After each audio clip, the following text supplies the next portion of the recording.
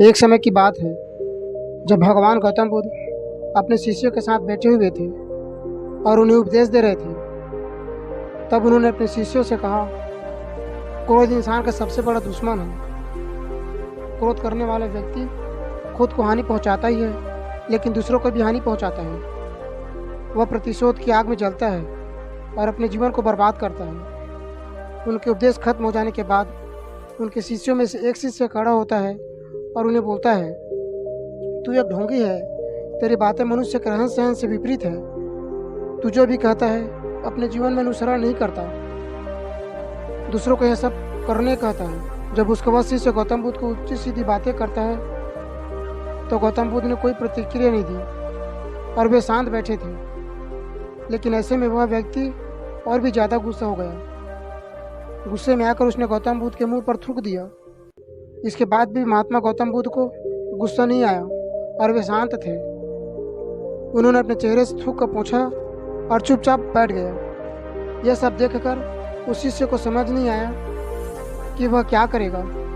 गुस्से में आकर वह उस जगह को छोड़कर चला गया और अगले दिन अपने घर पहुंचा।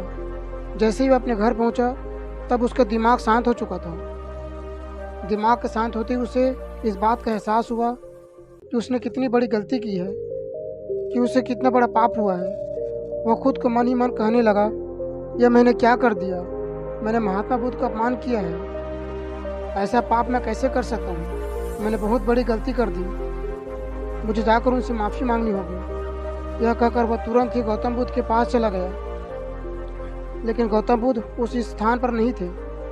ऐसे में वह शिष्य जगह जगह भटक कर उन्हें खोजने लगा। जैसे उसे महात्मा बुद्ध मिले तो वह उसके पैरों पर गिर गया। उनसे कहने लगा, मुझे माफ़ कर दीजिए, मुझसे गलती हुई है, मैंने आपका अपमान किया है, मैंने यह बहुत बड़ा पाप कर दिया। यह सब देखकर गौतम बुद्ध उनसे कहता है, शांत हो जाओ, क्या बात है, मुझे बताओ तुम कौन हो। गौतम बुद्ध के यह पूछने पर शिष्य चौंक गया। वह सोचने लगा कि महात्मा बुद्ध मुझे कैसे भूल सकते हैं, मैंने तो उनका अपमान किया था। यह सोचकर उसने महात्मा बुद्ध से पूछा, मैं वही शिष्य हूँ जिसने कल आपका अपमान किया था और आप इतनी जल्दी मुझे भूल गए। तो बुद्ध कहता है, हमें कल के बातों को कल पर ही छोड़ देना चाहिए। वह अच्छा हो या बुरा, उसके बारे में बार बार विचार नहीं करना चाहिए। मैं बीती हुई बातों को पीछे छोड़कर आगे चलता हूँ, यही हम सभी को करना चाहिए। महात्मा बुद्ध की बातें सुनकर वह शिष्य और भी ज़्यादा प्रभावित हुआ और उनसे बोला, मैं आज से आपकी हर बातों को माना करूँगा। तो फ्रेंड, इस कहानी से हमें सीख मिलती है कि क्रोध इंसान के लिए सबसे खतरनाक है।